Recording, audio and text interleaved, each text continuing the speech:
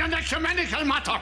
Hello and welcome to Ecumenical Matters, the Father Ted podcast. I'm here, your host James, and I'm here with one of our regular guests today. It's a pretty quiet podcast today. We have Vince on the mic. How you doing, Vince? Yeah, I'm doing alright. Bit tired today, but fine. Well, hopefully we can perk you up with a bit of Father Ted. This episode is season 1, episode 4, competition time, where Ted and the crew, Ted and the gang, the Islanders, what should we call them? The Craggies? The Craggies? No, it doesn't really work. The three priests decide that they're going to enter a Stars in Your Eyes type competition. Turns out that they're all dressed up as the same Elvis character, so they're having a bit of a tete-a-tete. We do have an appearance by one of the classic characters in Henry Sellers, and we'll get to chat about him. And there's a few other characters that got a bit overlooked in the episode that I want to bring up as well. So we'll have a good chat. First thing to say, second in a row, another Stone Cold classic. Would you agree? Yeah, this is one of the classics. As soon as I seen obviously Ted coming in as Elvis, I remembered the episode right off the bat. I knew exactly what was happening with it. Well, that's it. I mean, we've been noticing the little dotted references to Elvis throughout the first 3 or 4 episodes there, and this is where it all comes to fruition. It comes to a head when they have a look-alike competition. They all want to go as Elvis. Yeah, every single one of them is going as him. I'd say it causes a wee bit of a tiff between Ted and Dougal. Yeah, first time Ted's actually been mad at Dougal. So we have seen I've seen Ted, shut Dougal down when he's just getting on his nerves a wee bit. Yeah. But this is the first time when Ted's outright hostile to him. So he actually gives him the silent treatment. Yeah, he's just ignoring him. Going back to an older episode, my favourite moment of that I have to stop you there, Dougal. Why? What's wrong, Ted? No, I just have to stop you. Just have to stop you. Just one of my favourite lines. He's just so above it. But this is, as you said, the first time he's actually kind of throwing the huff of him. He's kind of getting on like a child himself over it. And he does. It passes pretty quickly. But I do want to go into this guy that they keep dressing up as.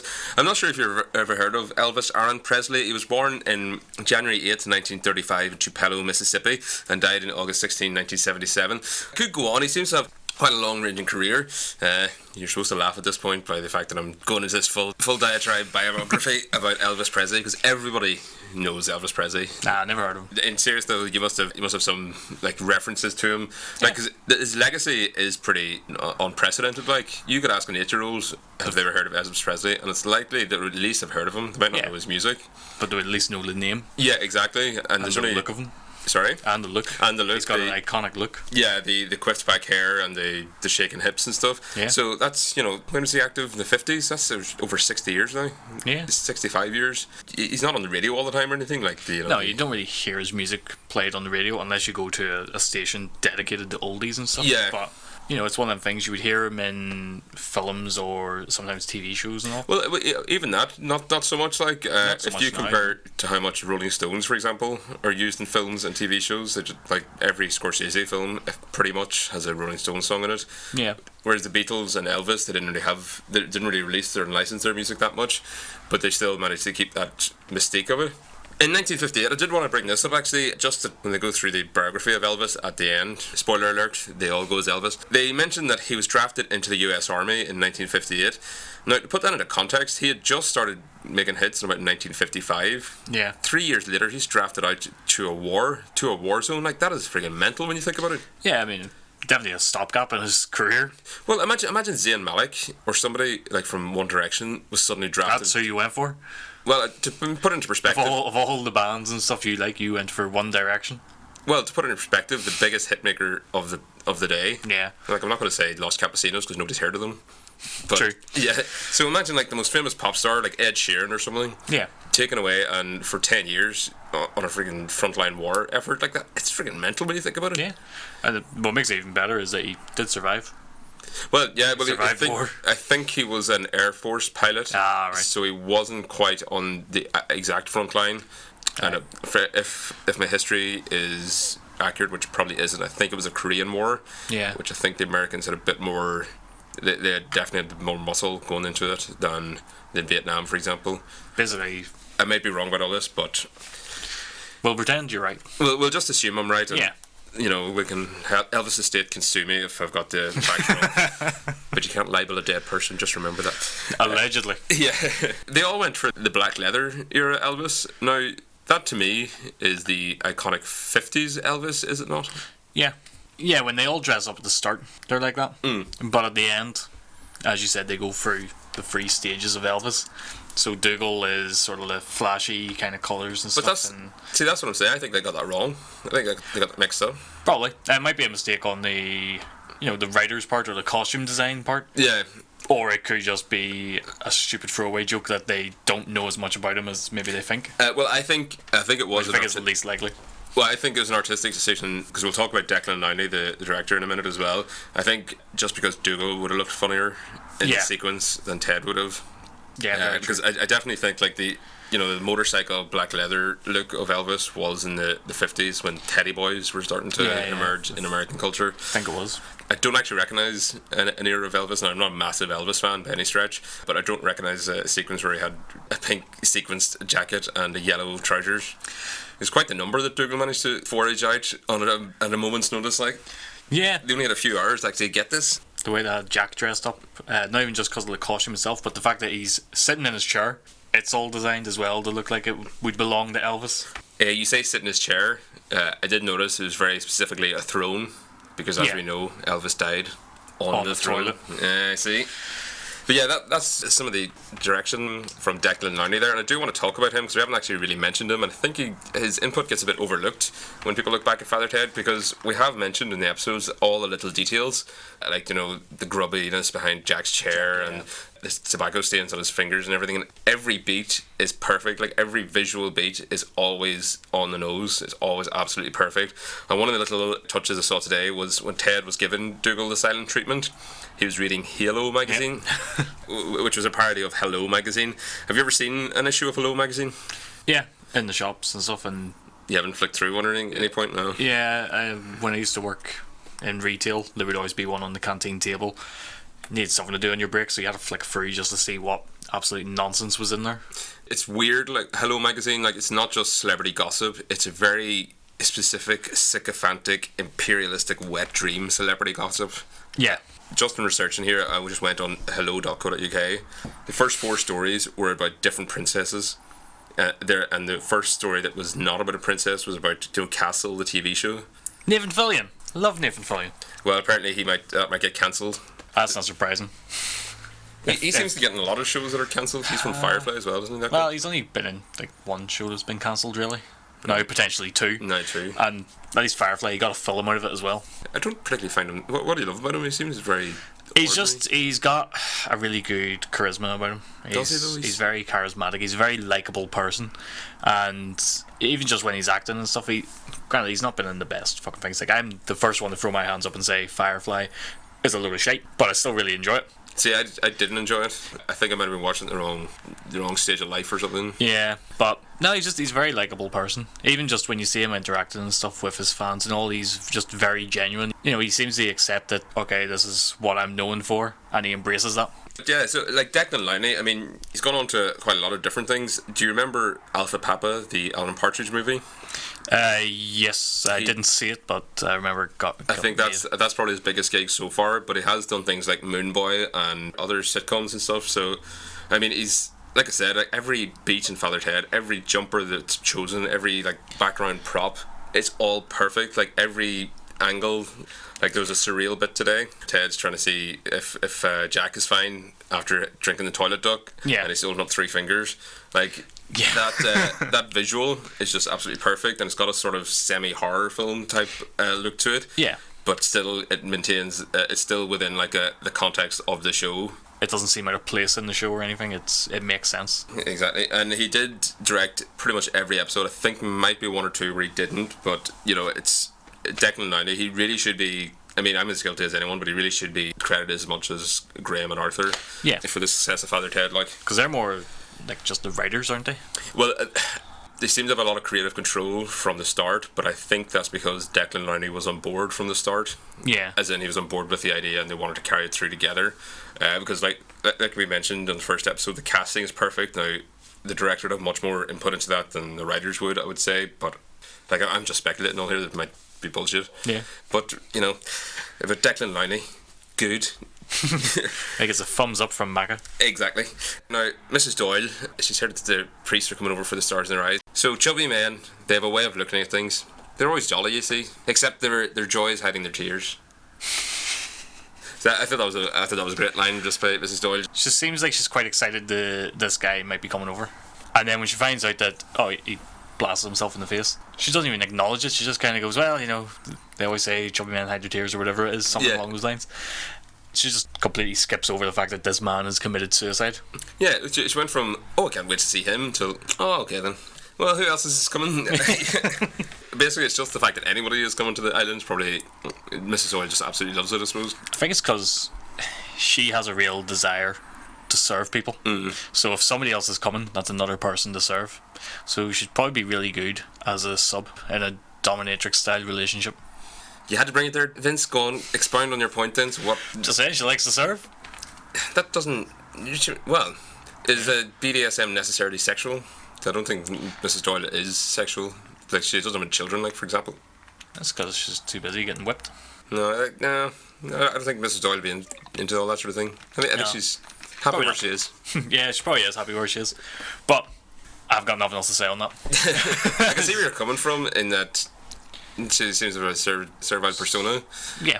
But to extrapolate that straight into she wants bondage and sadomasochism. Nah, it'd probably be the other way around. If anything, she'd probably be the dominatrix with sandwiches, because she's determined for people to eat her stuff. She's like comes in and she's really forceful with it, and that's very true actually. It's probably less that she wants to serve you to make you happy, so she wants to serve you to make her happy. Yeah, she wants the credit or something, or she wants to know that it was her that force fed you those sherries and stuff. Yeah, exactly. She wants it knowing that she helped in some way. She wants acknowledgement for just the simplest actions.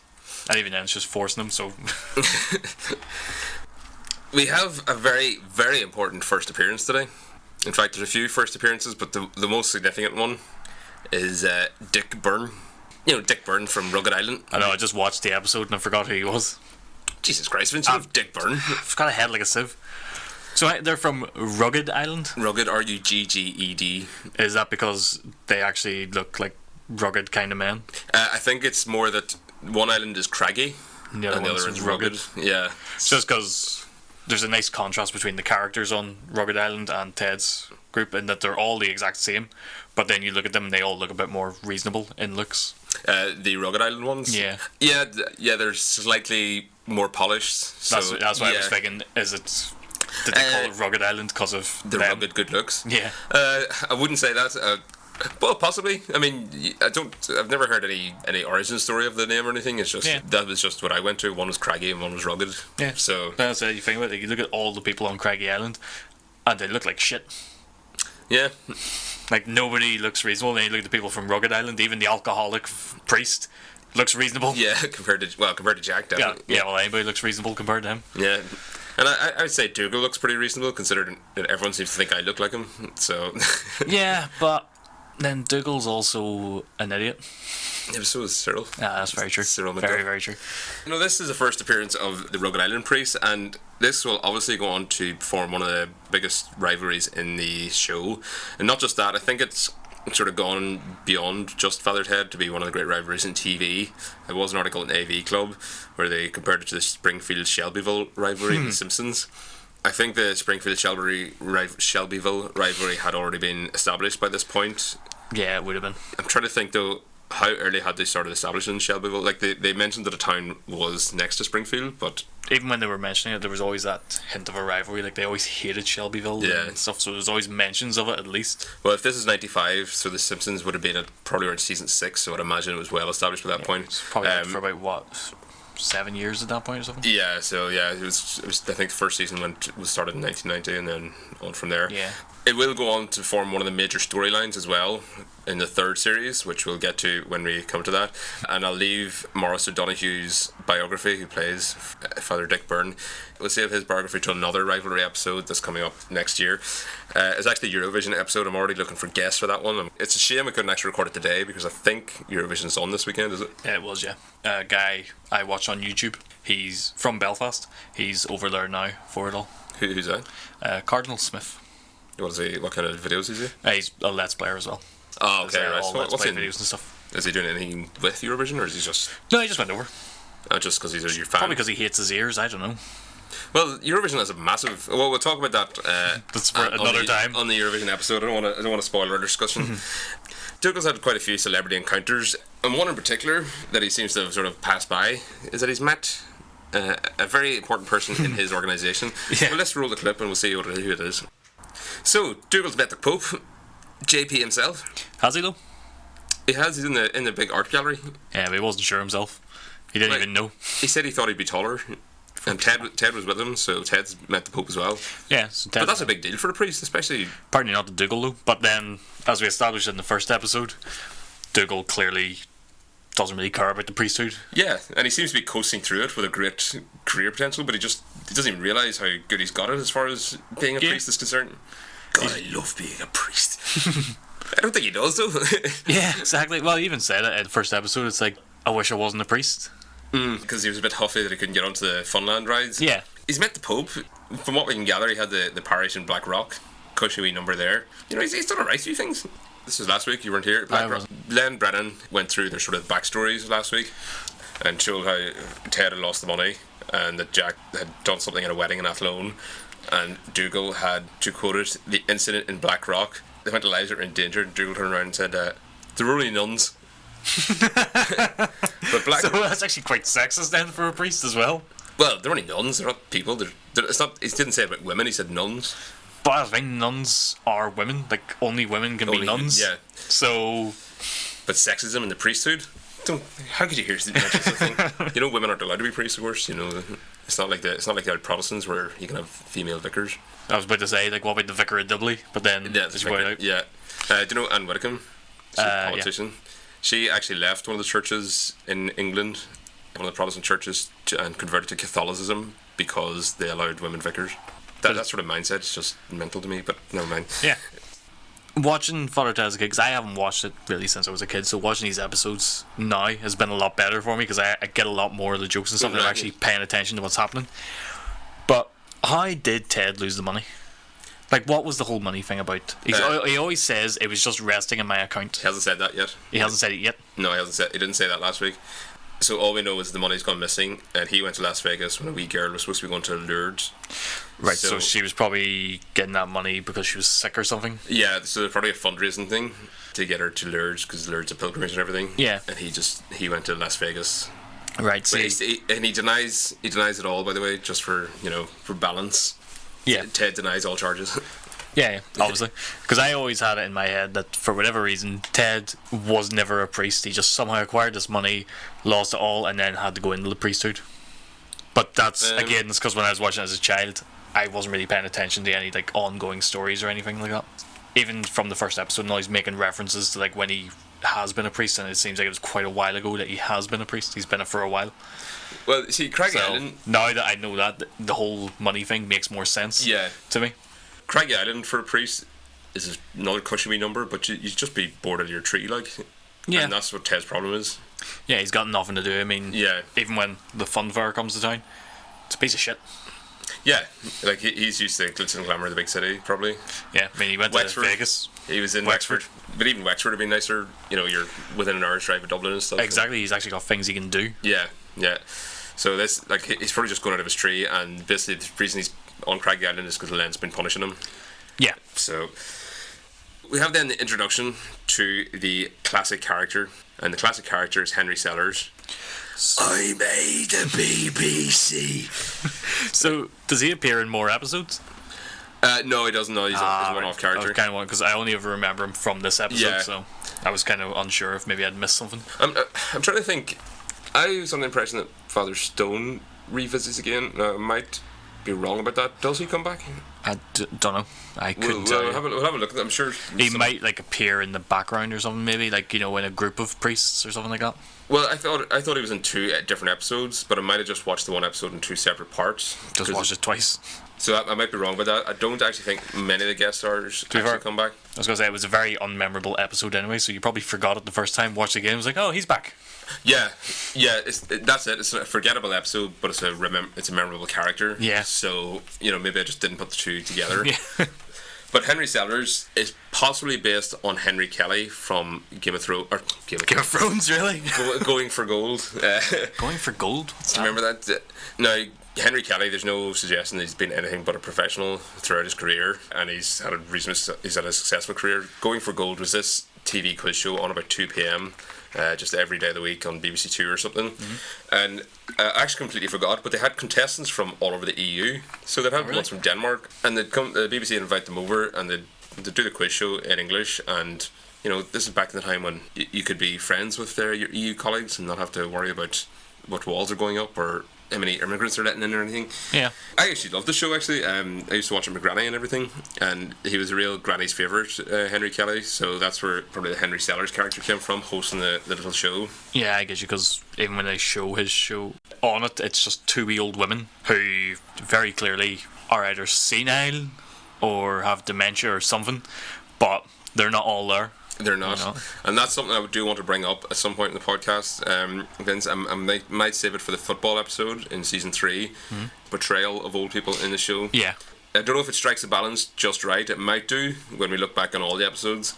But like you said, the two wee old women there were portrayed as sort of a bit dotty. They're just over-exaggerated for the sake of comedy. Well, last week there was 2 pensionable aged women, and they were, feisty, go-getters who want to go see this soft porn film in the cinema and stuff. Yeah. So they do have, the balance is there, but then when you look at Jack and all the other old priests, and then you look at some of the other older characters, but we'll have a look. It is one of the shows that actually has quite a lot of old characters. They are sort of characters, but maybe they are a bit caricatured as well. But they're much more meaty than the portrayal of old people in other shows, especially of the time. Like. Yeah, exactly. Yeah, one of the other things I meant to mention about Going for Gold, it had a season arc, so you'd have 4 players, and the winner would go through the next episode next week, and then you have one person who won the grand prize, which one year was to go to see the Olympics, and then the next year was go to the Gold Coast and stuff. So there's always something gold.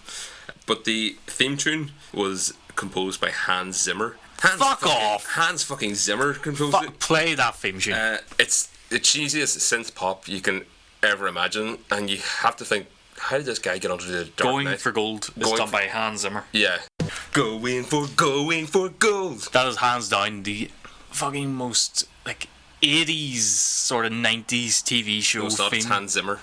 No, that is it sounds like they just went, look, just make the most stereotypical theme for a shitty UK competition quiz show thingy. Yeah. And just go for it, and he went, I've got it. And he came out with that piece of shit. It's not too bad, it's catchy, But I when I was searching Going for Gold on Wikipedia, I genuinely thought that was a vandalism on the article. I thought somebody was pissing around. I had to actually check 2 separate sources, and I've got it confirmed. He did an interview in Empire magazine where he confirmed it. But that's why would you confirm that? You would deny it? Because it was his first big break. That was his first thing. He was getting royalties. That's his idea of his big break. Yes, if you're a working artist, Vince, any money you can get. See, people who aren't working artists think, oh God, why would you lower yourself to that? Because you need to fucking pay bills. That's why. You need he actually said in the Empire article that's what helped me get to Britain to do the British cinema, and then from Britain I was able to go into Hollywood. So it was the fact that Going for Gold, the royalties he was getting from that every 6 months were it helped him out his quite a lot. bills and stuff. Yeah. Ted is the one and only Mother Teresa, and he actually looks pretty well in a Mother Teresa costume. Do you not think? Trying to say you have a wee thing for Ted as a woman? No, I'm just saying, if he ever thought of going that way, if he went to the cross-dressing side of things, he's got a future there. He did look extremely happy. He did, yeah. He had a pretty big grin. He had a bit of a shit-eating grin on his face. I mean, and all he had was almost like a tea towel over his head, or what it looked like. But he can pull it off. And Ted, when he went to Mrs Doyle to do something, all he does is he clicks his fingers just to get the sandwiches, which is, that's some good servitude from Mrs Doyle there. Well, that's what I'm coming back to. I mean, she likes to serve, so I guess if he's clicking his fingers for her to come over, then she's taking that as he needs me. 25 times we counted, and that took me 3 times to count how many. I'm still not entirely sure that it is 25. Well, we both counted together earlier, yeah, and we both got 25. So I'd say it'd be right. I'd say we're pretty on the nose. So that puts our count up to 28. 28 so far in 4 episodes. But now this is the key. Does she say it much after this? This is always the clip that's shown whenever they're showing, oh, this is her catchphrase. I'm near sure she does, because I think there's one where she goes on for a lot longer than that. Really? But I could be wrong in that. It might be this episode that I'm thinking of, but I've just maybe extended how long she says it for. Now, I'm gonna be a bit of pedant here. I said when she says "I'll go on," because she does write it down on cue cards in a future episode, which we'll get to. But just to put everyone into context here, we're at 28 now in 4 episodes. So that's an average of 7 per episode. So the average has gone up quite significantly. But if she's writing on a cue card, technically it's still there. It's okay. Well, we'll count the cue cards in when that episode comes up. You know, okay, she's not able to say it for whatever reason, but she's still thinking it and she wants to say it, so she's written it down. She's preempted it. Yeah. But 28 go-ons we're up to, so. And 25 were just in this episode. Just in that episode. But again, even before it got to the 25, the inventiveness of she just wants him to drink the cup of tea, or sorry, the sherry. I'll rephrase that. She wants him to drink the sherry because that's very important. And she's extremely inventive in her sort of. We both work in call centers. You'll know what I'm saying. Objection handling. Yeah. She's very good objection handling, where she comes up with a different sentence every time. And the best bit, and it's a very subtle little touch, Ted says, "Oh, sure, one wee sherry won't hurt anyone." And while Henry's turned away for that split second, she's actually managed to put the drink in his hand, and he didn't even notice. He's just suddenly holding this sherry in his hand, and he suddenly then whenever she gets to the point of, you know, go on. It's just a reflex movement just to throw it back into his gullet play.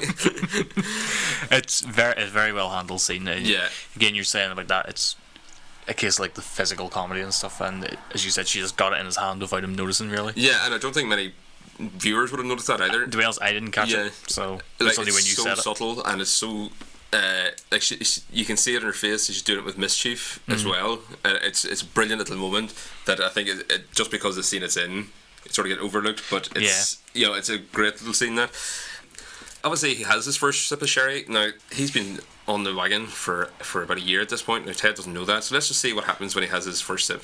He can't hold his drink, can he? No, definitely not at this point anyway. And again, probably one drink of sherry, because we've seen how quickly he reacts, and we'll see that again.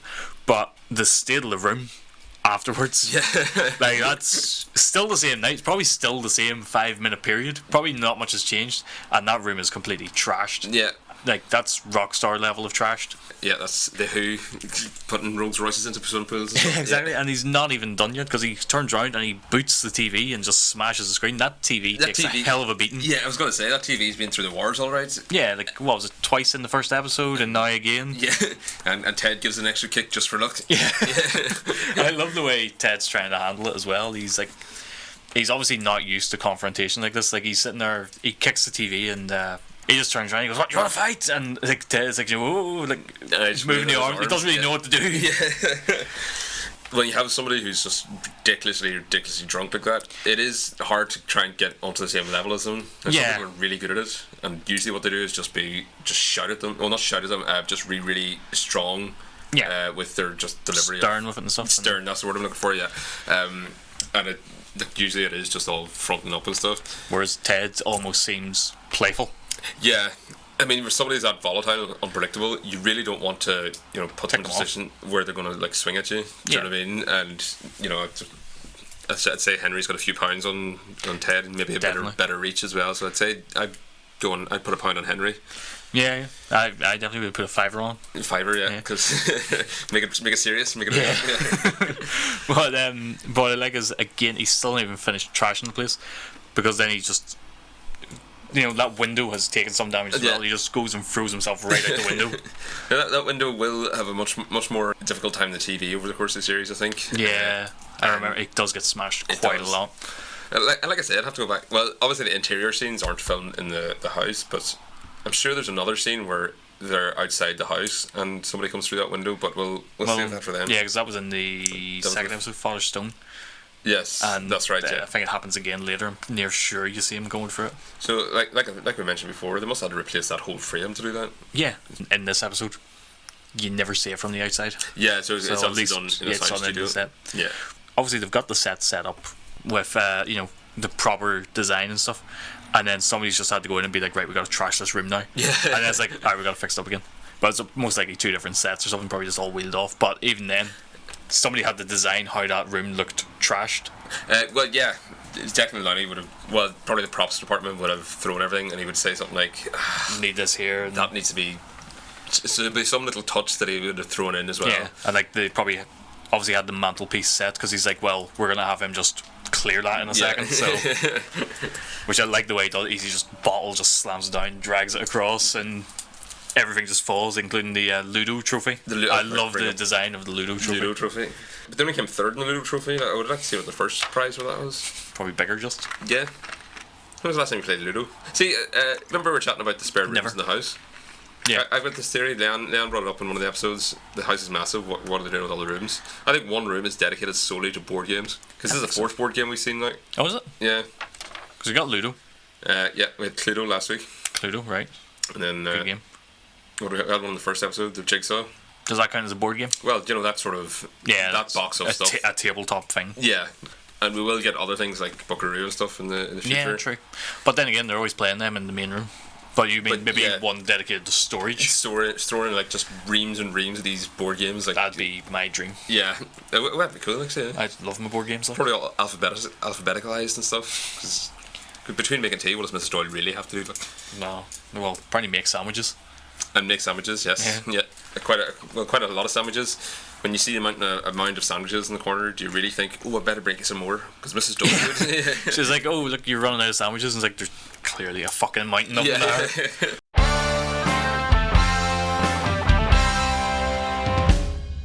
I made the BBC. That's a line of the show. Yeah, recurring line. Yeah, that is one of the most iconic lines in Fatherhead, among about a dozen and a half. Like, careful now. Yeah. Well, we did that last week, so we didn't no, but I wanted to get in there. Yeah. But I made the BBC. Like, he's a really tragic character. Henry Sellers, because he's clearly got a real vanity issue, especially with his hair, and Dougal keeps pointing it out. But he does take all Dougal's, social difficulties. He doesn't actually come back at him, and he keeps stewing about that, even though he was in his rights to, give him the back of the hand. Like, yeah. He's clearly got some history with priests being the sanctimonious scumbags who ruined his life. And here he is having to judge a priest competition. Like, he's probably in a very bad way. And he has been trying to rebuild his life a little piece at a time. So from going from a BBC quiz show, which is a big thing for a presenter, to now doing this out in the sticks somewhere. Yeah. He's, and having to deal with a 4-hour drive of a guy who keeps laughing. Exactly, yeah. And so even the journey through Ireland isn't even that enjoyable. Mm-hmm. And so then he has one little drink and it completely flies him off the handle. So you can imagine why all that stress was building up. Yeah. And how it came out like. But he's smashed through the window and he's gone missing, so this in turn is going to be causing Ted stress because he needs to find him. Well, they go out to look for him, and we have a first appearance of the guard. Now, again, the guard will show up much more prominently in a later episode, so we'll talk about him then. I haven't even caught his name yet. I don't think he's actually mentioned in this next episode. But I do love his personality. He's great. I can't wait to have a proper chat about him. He mentions that there's a lot of rock stars and actors and film stars that come to the island. So, Craggy Island is a rehab resort. Seems that way. I guess it's probably because there's nothing to do on it, though. Unless you get run into Tom, because as we know, he's got the line. He must have something. He's got the line on getting you a line. Yeah. So obviously a very popular rehab resort. I wonder what the public information video for that would be. But I don't want to imagine. And then we go on to the actual lookalike competition. Now, just for the benefit of people who might not have seen Stars in Their Eyes, it was an incredibly popular TV show in the 1990s on ITV. It was getting, routinely about 13 million viewers every week. Well, at least for the grand finals. Hosted by, at the time, Matthew Kelly, not Henry Kelly, Matthew Kelly. Too many Kellys back then. Paddies get everywhere, hey? It was the precursor to what became then Britain's Got Talent and everything. Yeah. And even then, this was just a bit of fun, really. It was. You got to go on, they did you all up in the makeup. You went out, you sang a song, and then you left. Yeah. Nobody was fucking bitter at the end because they didn't win the grand prize. Yeah. It was a bit of fun. It was karaoke. It was glorified karaoke. That's exactly what I was about to say. It is just karaoke. It's not even glorified. It's just it's karaoke brought to its natural conclusion, where you actually get on TV in the costume and everything of the person you're actually impersonating. But one of the things, now he won't mind me saying this. Do not think he looks like Do you think the Ziggy Stardust character looks a bit like Goldust from WWF? Yeah. I couldn't think who it was, but he did remind me of somebody, and that's it. Yeah, I think that's Barty was chatting about as well. Yeah. He won't mind him saying that though. But I like how he very quickly must have realised he did have wrong, because he's like, he won't mind me. Oh no, never mind. Yeah. And they've ventured into very, very dangerous territory with the Supremes. Yeah, well, you seen my reaction whenever they cut to that.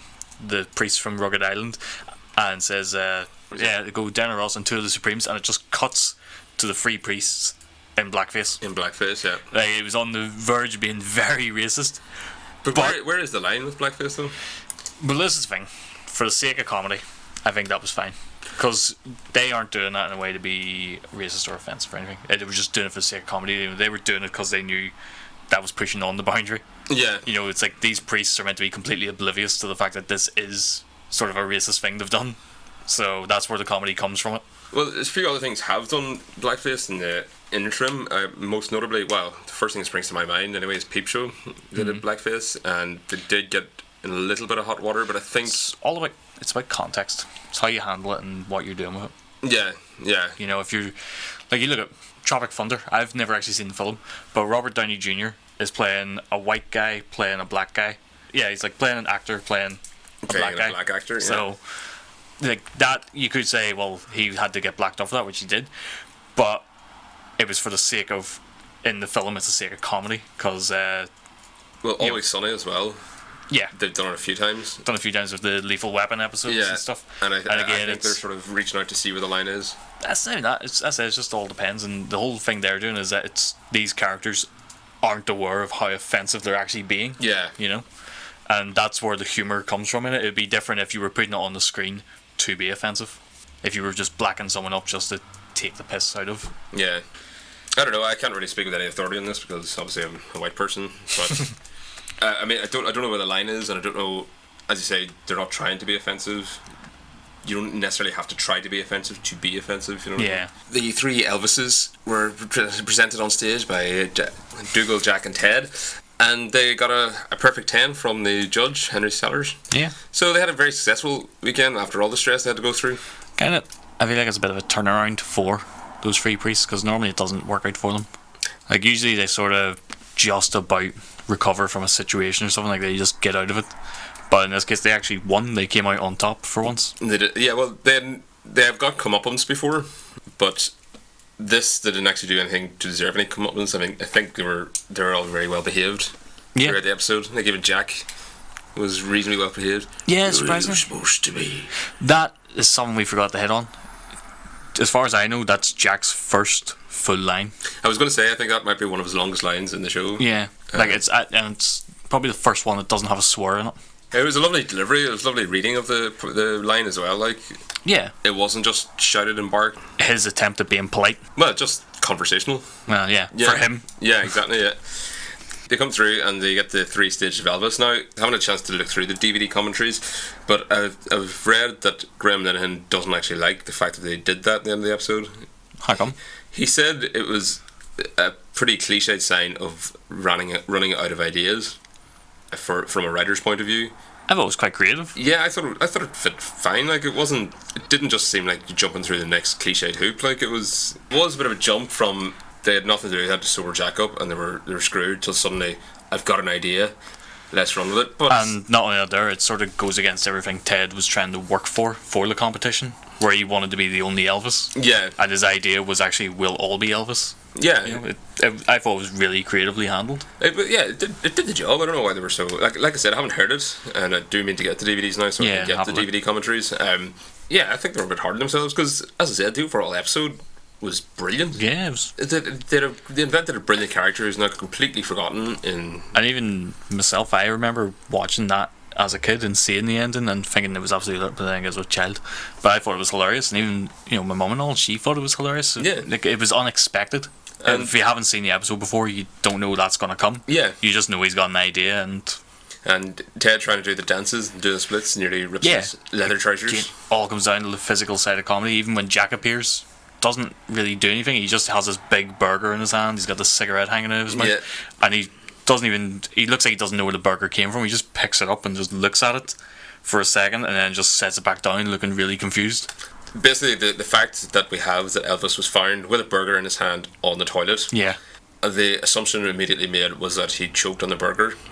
What it may have turned out subsequently, it may have turned out to be, is that he had a heart attack from trying to, what's the word I'm looking for here? He was putting too much stress, or putting too much effort into relieving himself, or to dropping the kids himself. at the pool. Yeah, and it gave him a heart attack, possibly. Could happen. Either way, it was an extremely undignified death for the king of rock and roll. Such a public figure. Yeah, and that was another tragic, because he was being in the 50s, he was this like wonderfully svelte, sex symbol, and by the 70s he was this overweight mess. Yeah, just taking the money in at Vegas, and terrible husk of a man. I suppose that's what fame can do to you. I can't wish I'm famous. I can't wait till I die on a toilet. Yeah, that probably will be how I go. Well, on the throne where you should. Yeah, that's where I deserve to be.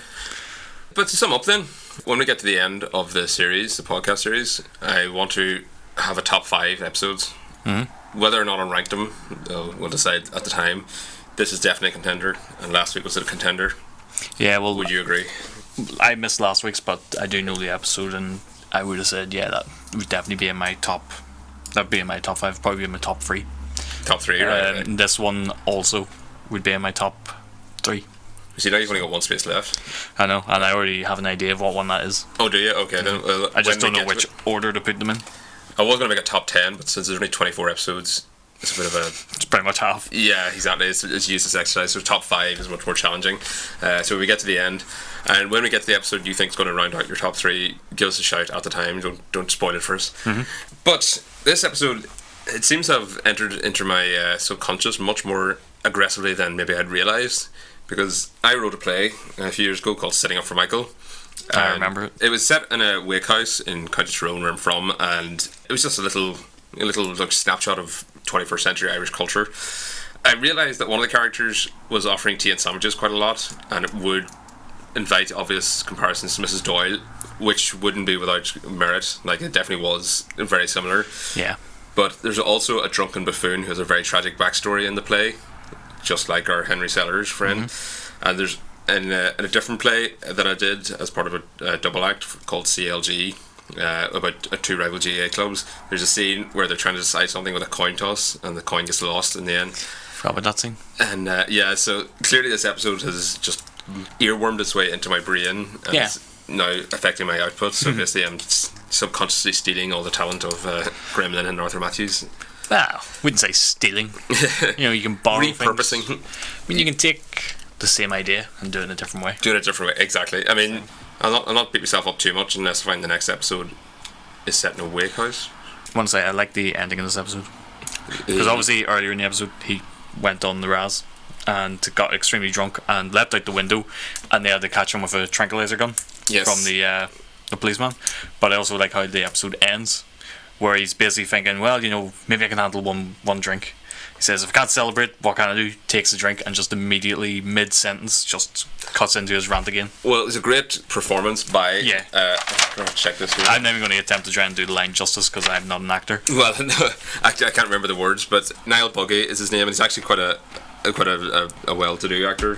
He's won Olivier Award, and he was in Alien 3. Was he? Yeah.